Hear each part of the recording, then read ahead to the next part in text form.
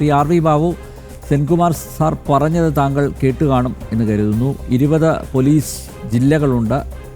ആ ജില്ലകളിൽ നിന്ന് താങ്കൾ പറഞ്ഞ ഈ വിഷയങ്ങളിൽ ആരാണ് കൂടുതൽ ആയിട്ട് പ്രതി ചേർക്കപ്പെട്ടവർ, ഏത് മതവിഭാഗത്തിൽപ്പെട്ടവരാണ് പ്രതി ചേർക്കപ്പെട്ടവർ എന്നതിൻ്റെ ഡീറ്റെയിൽസ് എടുക്കുക. അതിനുശേഷം ഹൈക്കോടതിയിൽ ഇത് ക്വാഷ് ചെയ്യാനായിട്ട് നീങ്ങുക എന്നാണ് അദ്ദേഹത്തിൻ്റെ സ്വന്തം അനുഭവം ഇവിടെ ചൂണ്ടിക്കാണിച്ചുകൊണ്ടാണ് അത് പറഞ്ഞത്. എന്തായാലും താങ്കൾക്കെതിരെ FIR ഇട്ടിട്ടുണ്ടെങ്കിൽ ഇത് പറഞ്ഞ KT ജലീലിനെതിരെയും FIR രജിസ്റ്റർ ചെയ്യേണ്ടതായിരുന്നില്ലേ? അതുണ്ടാകുന്നില്ല. മാത്രമല്ല, നേരത്തെ ഈ ചൂണ്ടിക്കാണിച്ചതുപോലെ ഫ്രോഡ്സ്റ്റർ ബിനുവിനെതിരെ എല്ലാ ദിവസവും പരാതികൾ വന്നുകൊണ്ടിരിക്കുകയാണ്. പക്ഷേ FIR ഒരു കേസിൽ പോലും, ഒരു പരാതിയിൽ പോലും FIR രേഖപ്പെടുത്തിയിട്ടില്ല, FIR രജിസ്റ്റർ ചെയ്തിട്ടില്ല. ഇനി കോടതിയിലേക്ക്, ഹൈന്ദവ സംഘടനകൾ കോടതിയിലേക്ക് നീങ്ങണം എന്ന ഒരു അഭ്യർത്ഥനയും സെൻകുമാർ സാറിൻ്റെ ഭാഗത്തു നിന്ന് ഉണ്ടായിട്ടുണ്ട്. എങ്ങനെ നോക്കിക്കാണുന്നു? അല്ല, സെൻകുമാർ സാർ പറഞ്ഞ കാര്യം വസ്തുതാപരമായി ശരിയാണ്. പ്രായോഗികമായിട്ട് ഇത്തരം കേസുകൾ എങ്ങനെ നേരിടണം എന്നതിനെ സംബന്ധിച്ചാണ് അദ്ദേഹത്തിന്റെ ഉപദേശങ്ങൾ നൽകിയത്. അത് വളരെ വിലപ്പെട്ടതാണ് താനും. ഞാൻ പറയുന്നത്, ഒന്ന്, നമ്മൾ ഈ 2 കേസ്, ഇപ്പോ ബിനു വാഴമുട്ടം എന്ന് പറയുന്ന ഒരാൾ അപ്പുറത്തുണ്ട്. ഞാൻ നടത്തിയിട്ടുള്ള ഫേസ്ബുക്ക് പോസ്റ്റിനെ അടിസ്ഥാനപ്പെടുത്തി കേസെടുക്കാൻ വേണ്ടിയിട്ടുള്ള ആവശ്യം ഒരു ഭാഗത്തുണ്ട്. ഇതിൽ ആദ്യം മനസ്സിലാക്കേണ്ടത്, ഈ മതസ്പർദ്ധ വളർത്തുന്നു, 2 സമുദായങ്ങൾ തമ്മിൽ ശത്രുത വളർത്തുന്ന തരത്തിലുള്ള ഒരു പോസ്റ്റ് എന്നുള്ള നിലയ്ക്ക് എന്റെ പോസ്റ്റിനെ കാണാനേ പറ്റില്ല. അതാണ് അടിസ്ഥാനപരമായ ഒന്നാമത്തെ കാര്യം. ഈ വകുപ്പ് ഇൻവോക്ക് ചെയ്യാവുന്ന ഒന്നും തന്നെ ഈ പോസ്റ്റിലില്ല. 2 മതങ്ങൾ തമ്മിൽ, ഒരു മതത്തിന്റെ പേര് ഞാൻ അതിനകത്ത് പറഞ്ഞിട്ടില്ല. പിന്നെ അതിനെ വളഞ്ഞു മൂക്കി പിടിച്ച് വേണമെങ്കിൽ മതമാണെന്ന് ധരിപ്പിക്കാം എന്നല്ലാതെ ഈ പോസ്റ്റിനെ അടിസ്ഥാനപ്പെടുത്തിക്കൊണ്ട് ഒരു മതസ്പർദ്ധ ഉണ്ടാക്കുന്ന തരത്തിലുള്ള ഒരു പോസ്റ്റാണ് എന്ന് പറഞ്ഞുകൊണ്ട് കേസെടുക്കാവുന്ന ഒരു വകുപ്പ് ഇതിനകത്തില്ല. ബിനു വാഴമുട്ടത്തിന്റെ കേസ് വേറെയാണ്. അത് ക്ലിയർ ആയിട്ട് ഒരു മതവിശ്വാസത്തെ അവഹേളിക്കുന്നുണ്ട്. ഹിന്ദുക്കളുടെ ഭദ്രകാളിയെ സംബന്ധിച്ച് അദ്ദേഹം പറയുന്ന ഭാഗമുണ്ട്. ഇനി അതൊക്കെ പോട്ടെ, അതല്ലാതെ ഒരുപാട് കേസുകൾ വേറെ ഉണ്ടല്ലോ. അദ്ദേഹത്തിനെതിരെ ആരോപണങ്ങളുണ്ട്. അദ്ദേഹത്തിന്റെ അന്തേവാസികൾ, അദ്ദേഹത്തിന്റെ ജീവനക്കാര്, അദ്ദേഹം നടത്തിയ ഫ്രോഡ് ഏർപ്പാടുകൾ, മറ്റു പല ഏർപ്പാടുകൾ, ഇങ്ങനെ ഒരുപാട് ആരോപണങ്ങളും പരാതികളും ഉണ്ട്. ഒന്നിലും കേസെടുത്തിട്ടില്ല എന്നുള്ളതാണ് പ്രശ്നം. ആ സ്ഥാപനത്തിന് തന്നെ ലൈസൻസ് ഇല്ലാതെ പ്രവർത്തിക്കുന്നു. ഇങ്ങനെ ഒട്ടനവധി കാര്യങ്ങളുണ്ട്. സ്ത്രീകളടക്കം പരാതി പറയുന്നു. പക്ഷെ ഒന്നിലും കേസില്ല. ഇവിടത്തെ ഞാൻ എഴുതിയ പോസ്റ്റ് 2-3 കാര്യങ്ങൾ നമ്മളുടെ എല്ലാവരുടെയും ശ്രദ്ധയിൽ വരണം. ഒന്ന്, ഈ വിഷയത്തിൽ, അതായത് മയക്കുമരുന്ന് തുടങ്ങിയിട്ടുള്ള കാര്യങ്ങൾ, അത് ജെഫ്രി മുത്തുക്കോയ തങ്ങളുടെ സമുദായത്തിൽപ്പെട്ടവരാണ് ഭൂരിഭാഗം പേരും പ്രതികളാവുന്നത് എന്ന് മുൻ മന്ത്രി KT ജലീലാണ് ഇത് പച്ചയായിട്ട് പറഞ്ഞത്. KT ജലീൽ പറഞ്ഞ പ്രസ്താവനയാണ്. KT ജലീൽ അതിൽ ഉറച്ചു നിൽക്കുകയും ചെയ്തു. അതിനെതിരെ, അദ്ദേഹത്തിനെതിരെ വിമർശനങ്ങൾ വന്നപ്പോൾ അത് പിൻവലിക്കണം എന്ന് ലീഗിന്റെ അടക്കമുള്ള നേതാക്കന്മാര് ആവശ്യപ്പെട്ടപ്പോൾ താൻ അത് പിൻവലിക്കില്ലെന്നും താൻ അതിൽ ഉറച്ചു നിൽക്കുന്നു എന്നും പറഞ്ഞത് KT ജലീലാണ്. ഇത് ഒന്നാമത്തെ കാര്യം. 2, നമ്മുടെ കേരള മുഖ്യമന്ത്രി നർക്കോട്ടിക് ജിഹാദുമായി ബന്ധപ്പെട്ട വിഷയത്തിൽ അദ്ദേഹം ഒരു കണക്ക് അവതരിപ്പിച്ചിരുന്നു. ഈ പറയുന്ന രീതിയിൽ ഒരു കണക്ക് അവതരിപ്പിച്ചു. ആ കണക്ക് അദ്ദേഹം ഏകദേശം, എനിക്ക് തോന്നുന്നത് 5400-ലേറെ കേസുകൾ ഇവിടെ രജിസ്റ്റർ ചെയ്യപ്പെട്ടിട്ടുണ്ട് എന്നും 5400-ലേറെ പ്രതികൾ ഉണ്ട് എന്നും, ആ പ്രതികളിൽ 2000 ചില്ലാൻ കേസുകളും 5400-ലേറെ പ്രതികളും, അങ്ങനെയാണ്. അപ്പോ ആ പ്രതികളിൽ അദ്ദേഹം പറഞ്ഞൊരു കണക്കുണ്ട്. ജനസംഖ്യാനുപാതികമായി നമുക്ക് ആ കണക്ക് നോക്കാം. അതായത് 27% മുസ്ലിം സമൂഹത്തിലെ പെടുന്ന ആളുകളാണ്. 34.8 മറ്റോ ആണ് മുസ്ലിം സമുദായത്തിലെ പ്രതികൾ എന്ന് പറഞ്ഞത് പിണറായി വിജയനാണ്. ക്രൈസ്തവ സമൂഹത്തിൽ 15.5% ആൾക്കാരാണ് പ്രതികളായിട്ടുള്ളവര്. ഹിന്ദുക്കളിൽ അവരുടെ ജനസംഖ്യ സെൻസസ് അനുസരിച്ചിട്ടാണെങ്കിൽ 54%, പക്ഷെ 49% ആൾക്കാരാണ് ഹിന്ദുക്കളിൽ പ്രതികൾ എന്ന് പറയുമ്പോൾ നമ്മുടെ മുഖ്യമന്ത്രി പിണറായി വിജയൻ തന്നെ ജനസംഖ്യാനുപാതികമായിട്ടല്ലാതെ അതിനേക്കാൾ കൂടുതൽ ആളുകൾ മയക്കുമരുന്ന് കേസിൽ പ്രതികളാകുന്നത് മുസ്ലിം സമുദായത്തിൽ നിന്നുള്ളവരാണ് എന്ന് പറഞ്ഞത് കേരളത്തിലെ മുഖ്യമന്ത്രി പിണറായി വിജയനാണ്. ആ കണക്ക് നമ്മുടെ പബ്ലിക് ഡൊമൈനിലുണ്ട്. അദ്ദേഹം നടത്തിയ വാർത്താ സമ്മേളനവും ആ കണക്കും പബ്ലിക് ഡൊമൈനിലുണ്ട്. അദ്ദേഹം അതിനപ്പുറം വേറൊരു കമന്റ് കൂടി പറഞ്ഞു. അത് കരിപ്പൂർ വിമാനത്താവളവുമായി ബന്ധപ്പെട്ടാണ്. കരിപ്പൂർ വിമാനത്താവളമാണ് മലപ്പുറത്തെ. അദ്ദേഹം ഉപയോഗിച്ച ഭാഷ എന്താണ്? ഹിന്ദുവിന് നൽകിയ ഇന്റർവ്യൂവിലാണ് അദ്ദേഹം പറഞ്ഞത്, മലപ്പുറത്തെ കരിപ്പൂർ വിമാനത്താവളം വഴിയാണ് കേരളത്തിലേക്കുള്ള കള്ളക്കടത്ത് നടക്കുന്നത്, മയക്കുമരുന്ന് കടത്തിക്കൊണ്ടുവരുന്നത്. ഇത് രാജ്യവിരുദ്ധ പ്രവർത്തനങ്ങൾക്ക് വേണ്ടി ഉപയോഗിക്കുന്നു എന്ന് പറഞ്ഞത് കേരളത്തിന്റെ മുഖ്യമന്ത്രിയായിരുന്ന പിണറായി വിജയനാണ്. അത് വലിയ വിവാദമായി തന്റെ പ്രസ്താവന വളച്ചൊടിച്ചു എന്നൊക്കെ പറഞ്ഞ് അദ്ദേഹം അതിൽ നിന്ന് സ്കിപ്പ് ചെയ്യാൻ ശ്രമിച്ചു. പക്ഷെ അദ്ദേഹം പറഞ്ഞു, ഞാൻ മലപ്പുറം എന്ന് പറയുമ്പോൾ മുസ്ലിങ്ങളെ ഉദ്ദേശിച്ചിട്ടില്ല എന്നൊക്കെ അദ്ദേഹം പറഞ്ഞു. അപ്പോ ഇത് വളരെ കൃത്യമാണ്. നമുക്ക് എല്ലാവർക്കും അറിയാം, നമ്മൾ ഇരുട്ടുകൊണ്ട് എല്ലാവരും ഓട്ടയടയ്ക്കാൻ ശ്രമിക്കുകയാണ്.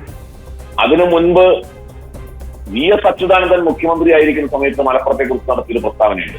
അത് മറ്റേ നമ്മുടെ SSLC എക്സാമിനേഷനും അതേപോലെ MBBS-നും ഒക്കെ വരുന്ന റിസൾട്ടുമായി ബന്ധപ്പെടുത്തിയിട്ട് അദ്ദേഹം നടത്തിയൊരു പ്രസ്താവനയുണ്ട്. ഞാൻ പറയുന്നത്, ഇത്തരം പ്രസ്താവനകൾ കാലാകാലങ്ങളിൽ ഇതേപോലുള്ള രാഷ്ട്രീയ നേതാക്കന്മാർ മാത്രമല്ല, അവര് ഭരണകൂടത്തിലെ പ്രമുഖരായിട്ടുള്ള ആളുകൾ ഉൾപ്പെടെ നടത്തിയ പ്രസ്താവനകളാണ്. ആ പ്രസ്താവനകളെ അടിസ്ഥാനപ്പെടുത്തിയിട്ടാണ് ഞാൻ എന്റെ പോസ്റ്റ് ഇട്ടത് എന്നുള്ളതാണ് യാഥാർത്ഥ്യം. ഒരു സമുദായത്തെ ആക്ഷേപിക്കുക അല്ലെങ്കിൽ സമുദായത്തിന് സ്പർദ്ധ ഉണ്ടാക്കുക എന്ന ഉദ്ദേശത്തോടു കൂടിയിട്ടില്ല, മറിച്ച് ആ സമുദായത്തിനുള്ളിൽ ഉള്ള ആളുകൾ തന്നെ പരസ്യമായിട്ട് സമ്മതിക്കുകയും പ്രഖ്യാപിക്കുകയും ചെയ്തിട്ടുള്ള കാര്യമാണ്. ഇവിടെ നേരത്തെ സെൻകുമാർ സാർ പറഞ്ഞതായിട്ട് ഞാൻ കേട്ടിരുന്നു. അതായത് നമ്മള് പോലീസ് സ്റ്റേഷനുകളിൽ ഈ വിവരാവകാശം അനുസരിച്ച് അപ്ലൈ ചെയ്താൽ ഈ വിവരം കിട്ടില്ല. നമ്മൾ കേരളത്തില് 20 ജില്ലാ പോലീസ് ജില്ലകളുണ്ട്. ആ 20 പോലീസ് ജില്ലകൾ ബേസ് ചെയ്തിട്ട് നമ്മൾ ആപ്ലിക്കേഷൻ കൊടുക്കണം. ശരിയായിരിക്കാം. ഞാനിത് ഈ കസ്റ്റംസിന് ഒരു ആപ്ലിക്കേഷൻ കൊടുത്തിരുന്നു, വിവരാവകാശം കൊടുത്തിരുന്നു. അതായത് നമ്മുടെ ഈ കൊച്ചി കസ്റ്റംസ് ഓഫീസർക്കാണ്, കേരളത്തിലെ കസ്റ്റംസ് ഓഫീസർ കമ്മീഷണർക്ക് ഞാൻ വിവരാവകാശം കൊടുത്തപ്പോൾ അവര് ആ വിവരം തരാൻ പറ്റില്ല എന്ന് നേരത്തെ സെൻകുമാർ സാർ പറഞ്ഞ പോലുള്ള മറുപടിയാണ് പറഞ്ഞത്. ആ വിവരം തരാൻ പറ്റില്ല, അത് രഹസ്യ സ്വഭാവത്തിലുള്ള കാര്യമാണ്, അതങ്ങനെ പുറത്തു പറയാൻ പറ്റില്ല എന്നുള്ള മറുപടിയാണ് നമുക്ക് കിട്ടിയത്. അപ്പോ ഇത് നമുക്ക് സംഘടിപ്പിക്കാൻ തക്ക രീതിയിൽ ഇനിയിപ്പോ 20 ജില്ലകളിൽ കൊടുത്താൽ എങ്ങനെ കിട്ടും എന്നുള്ളതിനെ സംബന്ധിച്ച് എനിക്ക് സംശയമുണ്ട്. അദ്ദേഹം പറയുന്നു, നമുക്ക് നോക്കാം. അദ്ദേഹത്തിനെ പോലുള്ളൊരു സീനിയർ ഉദ്യോഗസ്ഥൻ പറയുമ്പോൾ ആ കാര്യം നമുക്ക് പരിശ്രമിക്കാം. ഇനി നമ്മൾ കൊടുക്കുന്ന കേസിന്റെ സ്ഥിതി എന്താണ്? നമ്മൾ ഇതുപോലുള്ള കേസുകൾ കൊടുക്കും. ഇപ്പോ ലോട്ടറിയുടെ വിഷയവുമായി ബന്ധപ്പെട്ട ഒരു കേസ് മലപ്പുറത്ത് നിന്ന് നമ്മുടെ ഒരു പ്രവർത്തകൻ കൊടുക്കുക. മലപ്പുറത്തെ പോലീസ് SP വരെ പോയി, ലോക്കൽ SHOന് കൊടുത്തു. SHOന് കൊടുത്ത് കേസ് എടുത്തില്ല. അപ്പോ SP കൊടുത്തു. SP പറഞ്ഞു ഇതിൽ കേസ് എടുക്കാൻ പറ്റില്ല. അവസാനം നമ്മൾ മജിസ്ട്രേറ്റ് കോടതിയിൽ പോയി.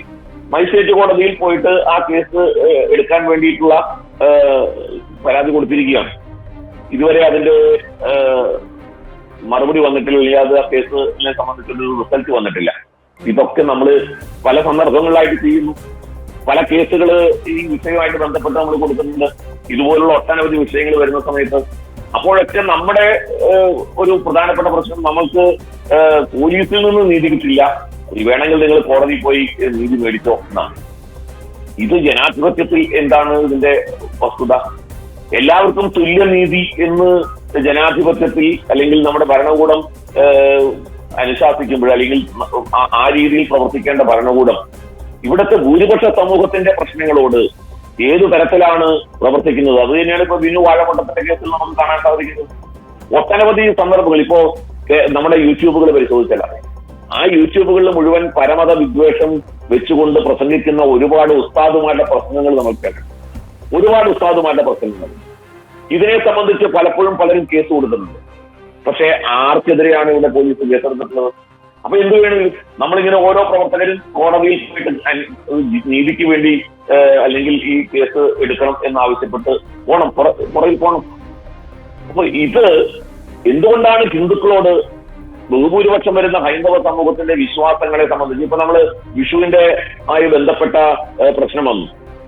റെസ്റ്റോറന്റുകളുടെ പരസ്യമായിട്ട് കുഴിമന്തിയിലേക്ക് കണ്ണു നട്ടിരിക്കുന്ന ഉണ്ണിക്കണ്ണന്റെ ചിത്രവുമായിട്ട് ഒരുപാട് റെസ്റ്റോറന്റുകൾ അവരുടെ പരസ്യക്കാർഡുകൾ ഇറക്കി.